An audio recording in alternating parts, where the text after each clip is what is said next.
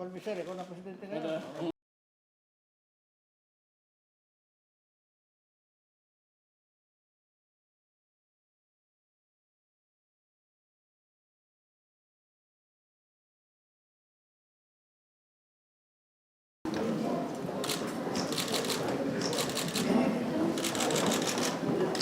Ito, probinsya na ito. Hawak lang sir, ha? Hindi, ganito na. Sari lang, ha? You are still within Malacanang grounds. Baka sabihin nila, sir, masugatan ka sa... Hindi, ganito yung mga panya, eh.